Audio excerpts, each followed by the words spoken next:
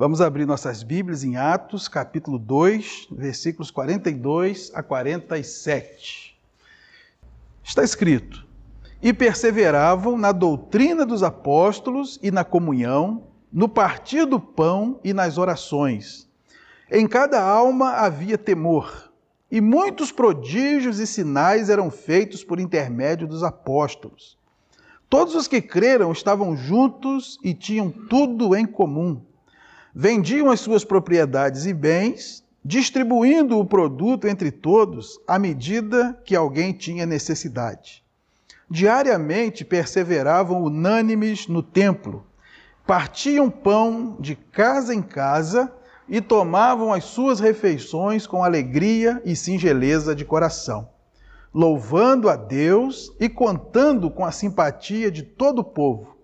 Enquanto isso, acrescentava-lhes o Senhor, dia a dia, os que iam sendo salvos. Vamos orar? Senhor, obrigado pela Tua palavra.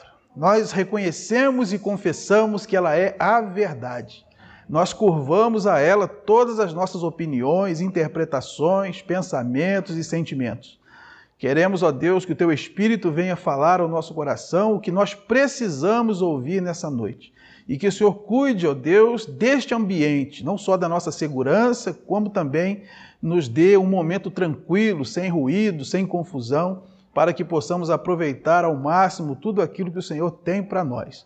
É uma honra, é uma alegria, é um privilégio estar na Tua casa, estar junto com nossos irmãos e usufruir dessa presença gloriosa que foi conquistada por um alto preço, o sangue de um inocente ali na cruz do Calvário. Então nós te louvamos e te agradecemos, em nome de Jesus. Amém, queridos. Como experimentar o crescimento natural da igreja? É sobre isso que eu quero compartilhar com os irmãos nessa noite. Porque a gente termina esse texto, a última frase diz que, enquanto isso, acrescentava-lhes o Senhor dia a dia os que iam sendo salvos. Aí a gente fica perguntando, isso o quê? Qual é o ambiente que precisa existir na nossa igreja, nas nossas comunidades, para que a gente experimente esse crescimento que é natural? É claro que existe uma resposta, existe uma explicação e estar aí. E isso deve ser o alvo da nossa vida. A pergunta errada é, por que nossa igreja não cresce? É uma pergunta errada.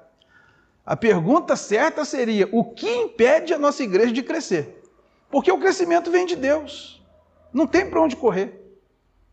Todas as atividades que nós fazemos, os trabalhos que nós exercemos na igreja, são meios que Deus usa, mas o crescimento vem dele. Porque sem ele nada podemos fazer. Então, se é Deus que acrescenta à igreja aqueles que hão de ser salvos, por que ele não estaria acrescentando a nós? Numa medida que nós precisamos ou esperamos?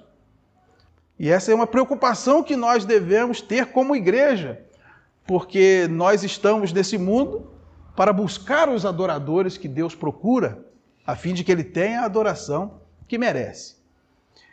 Então eu vejo nesse texto, e eu já devo ter falado isso para os irmãos, que a igreja ela tem 3 frentes de compromisso apenas nesse mundo. A primeira frente de compromisso da igreja é com Deus, é para cima. Isso se chama o quê? Adoração. A primeira missão da igreja é adoração. Missões existem porque a adoração não existe. A primeira missão da igreja é adorar a Deus. É até um erro dizer que nós devemos evangelizar por amor às almas. Porque cá entre nós, irmãos, nós temos condição de amar as almas desses pecadores que estão aí nas esquinas, nas prisões, que fazem tanta coisa errada. Só Deus pode amar essas pessoas através de nós. Então nós pregamos o evangelho, fazemos missões, fazemos a obra por amor a Deus e porque Ele mandou. E porque o amor dele em nós pode nos capacitar a fazer isso. Então a primeira missão da igreja é a adoração. A palavra adoração é render-se completamente, no original. O adorador é aquele que se rende completamente. E o ser humano foi criado para adorar. Por isso a adoração é a primeira missão. E todo ser humano vai adorar alguém ou alguma coisa. Quando ele encontra Deus para adorar, é ótimo. Ele se realiza, ele se completa, ele é feliz. Quando ele não acha Deus, ele vai adorar outra pessoa, ele vai adorar bens materiais, dinheiro, fama, aparência. E ele se perde. Às vezes adora a si próprio. Então, a adoração é a primeira missão da igreja. E olha o que nós vemos no texto aqui, versículo 42. Perseveravam na doutrina dos apóstolos. Doutrina aqui é didaquê. Palavra didática que todo mundo conhece. Existem duas maneiras de você anunciar a palavra de Deus. É o querigma e o didaquê. O querigma é quando você anuncia. Ouça quem quiser. Você sobe no caixote e prega, profetiza. Deus falou isso para Jeremias. Eles não vão nem ouvir, mas você prega. Paulo falou a Timóteo, prega a palavra, insta, quer seja oportuno, quer não. Você anuncia a palavra. Essa é uma vertente. É isso que o profeta faz, é isso que o pregador faz. O didaquê, você senta com seus discípulos e ensina a palavra, pode interagir, pode perguntar, pode tirar dúvida. Você ensina, é o que nós fazemos na escola dominical, nos grupos familiares, numa sala de seminário. E esse é um compromisso que nós temos com Deus. O nosso relacionamento com Deus se realiza preponderantemente pela palavra e pela oração. E aqui nós vemos que eles perseveravam na doutrina, no didaquê, e também no final desse mesmo versículo perseveravam nas orações. Irmãos, se nada sobrenatural acontecer, e eu até abro um parênteses, sempre acontece, se nada sobrenatural acontecer, quando nós lemos a Bíblia, Deus está falando conosco. E quando nós oramos, nós estamos falando com Deus. Se nada diferente acontecer. Mas a gente sabe que na caminhada, quando nós lemos a Bíblia, nós também falamos com Deus, porque nós podemos perguntar para Deus, né, a interpretação daquilo, o que significa. É um diálogo. E quando nós oramos também, Deus fala conosco. Também não precisa ser um monólogo. Mas se a gente ainda não tiver nenhuma sensibilidade para esse diálogo, nós poderemos ouvir Deus na Bíblia e falar com Deus por meio da oração. E isso vai sustentar a nossa fé. Então nós vemos aqui que o compromisso com Deus era na palavra, na oração, e aqui no versículo 47, louvando a Deus. Louvor. Nós podemos ser todos amigos aqui, frequentar a casa um do outro, podemos distribuir folheto dia e noite, mas se nós não temos um relacionamento com Deus, não adianta, nós seremos um clube, seremos uma associação, seremos qualquer outra coisa menos igreja. Porque a primeira missão é a adoração. Deus não procura mais nada na terra a não ser adoradores. Então a primeira missão da igreja é a adoração. Enquanto a igreja perseverava na palavra, perseverava na oração e perseverava no louvor, Deus acrescentava aqueles que iam sendo salvos. Porque uma igreja que se envolve na adoração a Deus e vive rendida a Deus é uma igreja que está em condição de atrair os de fora. Porque as pessoas querem conhecer esse Deus. E o Deus que elas podem ver somos nós. Alguém já disse aí, o mundo não lê a Bíblia, lê os crentes. O mundo não vê Deus, vê os crentes. Então, se nós temos esse relacionamento com Deus, nós podemos propiciar que as pessoas queiram fazer parte da nossa comunidade. Então, o primeiro setor da família Água da Vida, adoração. A segunda missão é a comunhão. Nós vamos ler aí, por exemplo, no versículo 42, que eles perseveravam na comunhão. Comunhão no original é koinonia, né? Todo mundo já ouviu essa palavra, tinha até um grupo musical muito conhecido na década de 80. Nós vemos também no versículo 44 que os que creram estavam juntos. Também no versículo 44 que eles tinham tudo em comum. No 45 eles distribuíam o produto do que se vendia entre todos, à medida que alguém tinha necessidade. Eles cuidavam uns dos outros também na área material. No 46, eles perseveravam unânimes no templo, eles tinham comunhão para adorar a Deus.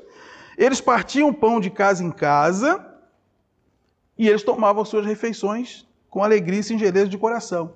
Então, essa comunhão, ela existia dentro do templo e existia também fora do templo, nas casas e também na assistência social que se fazia. A comunhão é também um alicerce da igreja. E eu coloco nessa ordem adoração, comunhão e evangelização. O segundo ponto é a comunhão. A partir do momento que está resolvido o meu compromisso com Deus, o segundo compromisso é com os de dentro. É com os próprios irmãos. Jesus disse para o próprio Satanás, a casa dividida não subsiste. A casa dividida não prospera. Comunhão é ter as coisas em comum. Comunhão é ter em comum. E Deus quer que a gente tenha tudo em comum, como igreja. E poucas coisas servem tanto de mola propulsora para o crescimento da igreja como a comunhão. Olha o que está escrito, por exemplo, em João, capítulo 17, versículo 21. A fim de que todos sejam um, e como és tu, ó Pai, em mim e eu em ti, também sejam eles em nós, para que o mundo creia que tu me enviaste. O que Jesus está dizendo aqui? Se vocês forem um, o mundo vai crer que Jesus é o Salvador. A comunhão por si só serve de evangelização, porque, irmãos, quem é que vai querer fazer parte de um grupo dividido?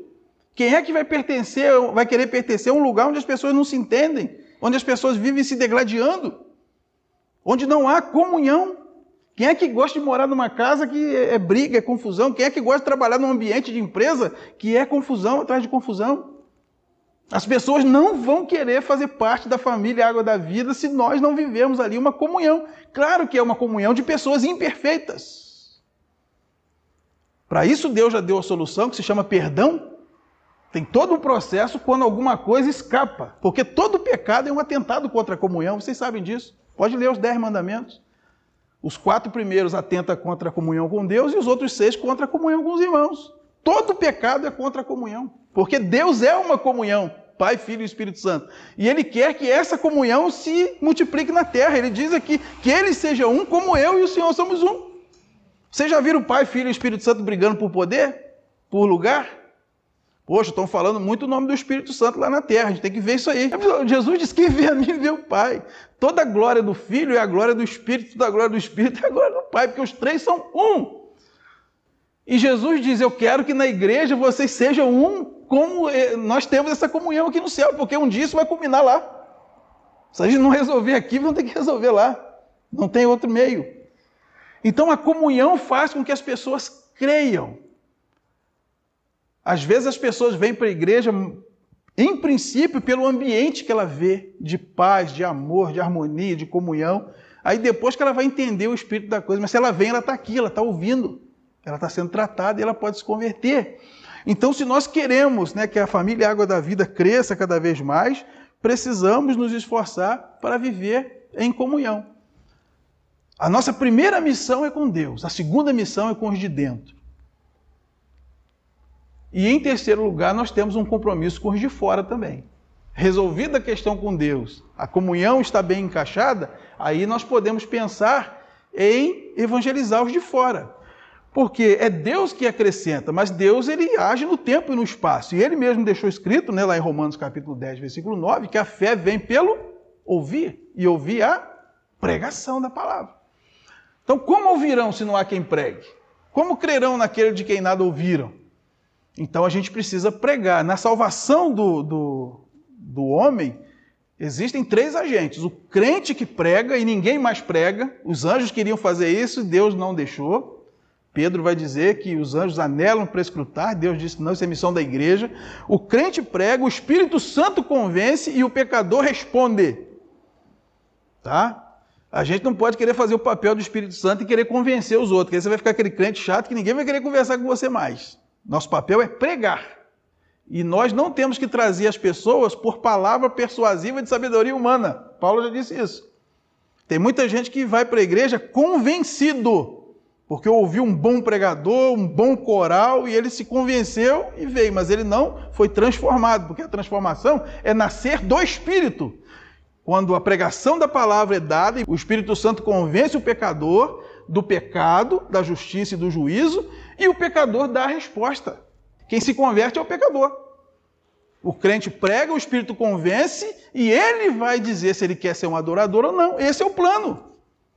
Porque se Deus quisesse ser adorado à força, ele nem colocaria a escolha em nós, lá no Éden, como algo original de fábrica, que ele viu que era muito bom. Mas a igreja precisa evangelizar. Nós lemos aqui no versículo 47, contando com a simpatia de todo o povo. Então a igreja tem um compromisso sim com os de fora. Porque, irmãos, nós podemos aqui estar muito bem com Deus. Um louvor maravilhoso, a gente falando versículo aí na ponta da língua, de Gênesis e Apocalipse. A gente pode ser amigo aqui a ponto de todo mundo ir almoçar na casa de todo mundo e uma amizade fora de série. Se os de fora não são simpáticos à igreja, nós estamos com um grande problema. Acho que é Atos 9:31, né? Que diz que a igreja tinha paz em toda a Judéia.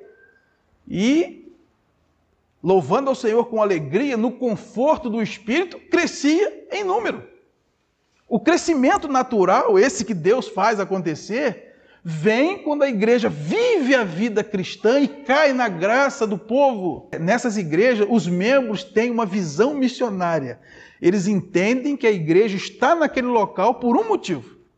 Eles não estão simplesmente ali porque era um imóvel barato ou porque tiveram que ir para ali porque a Assembleia mandou. Os membros das igrejas que crescem, eles têm a plena convicção de que estão onde estão com um chamado.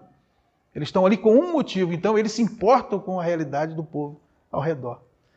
Eles procuram saber o que acontece, qual é o problema daquele bairro. Eles procuram saber quais os anseios, não só os problemas, mas os sonhos daquelas pessoas. E eles oram por isso, e eles atendem as pessoas nisso. Então, a igreja precisa entender que ela só tem esses 3 compromissos, não tem mais nenhum. Isso já elimina um monte de coisa que a gente possa querer fazer na igreja. Porque quando pintar uma oportunidade, você vai perguntar, isso aqui adora a Deus? Isso aqui propicia louvor a Deus? Isso aqui propicia fortalecimento da comunhão? Isso aqui evangeliza? Nenhum das 3. É não. Não serve para nós. Porque a igreja não tem outra coisa. Qualquer coisa que a igreja abrace tem que servir para uma dessas 3 missões. A igreja só tem compromisso com Deus, com os seus membros, com o próprio corpo e com os de fora, que nós precisamos evangelizar. E é nessa ordem. Porque a Bíblia diz que nós temos que cuidar primeiro dos domésticos da fé. Uma igreja que não zela pelos seus próprios membros e não trata bem seus próprios membros, ela não tem o direito de trazer mais gente de fora para cá. Porque vai ser mais gente para ela maltratar. Então nós precisamos cuidar disso. E é possível. E o Espírito Santo pode fazer isso. A igreja de Atos vivia isso. Nós vamos enxergar aqui. Era uma igreja que se relacionava com Deus por meio da palavra, por meio da oração. Nós vemos aqui comunhão em todas as frentes. Tanto no templo, quando repartindo pão de casa em casa, quanto fazendo ação social, as pessoas eram capazes de dispor de seus bens para ajudar aqueles que precisavam mais. E eles também almoçavam na casa uns dos outros, faziam suas refeições. Isso é a marca de uma igreja que vive em comunhão. E era uma igreja que, por conta disso, recebia do Senhor o crescimento natural. O crescimento da igreja, em número, e nós estamos falando aqui de crescimento numérico, ele é consequência. Ele é consequência da adoração, da comunhão e da evangelização.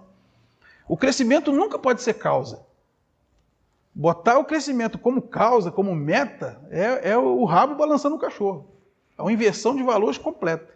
A igreja precisa viver a adoração, a comunhão e transmitir isso para os de fora, transmitir graça aos que são de fora, começando em Jerusalém, em toda a Judéia, Samaria, até os confins da terra. E isso não é a grande opção, é a grande comissão. Está lá em Mateus 28, de 18 a 20, está lá em Marcos 16, 15, está lá em Lucas 24, está em João também, porque ele disse, eu vos envio como cordeiro ao covil de lobos, e está em Atos 1, 8.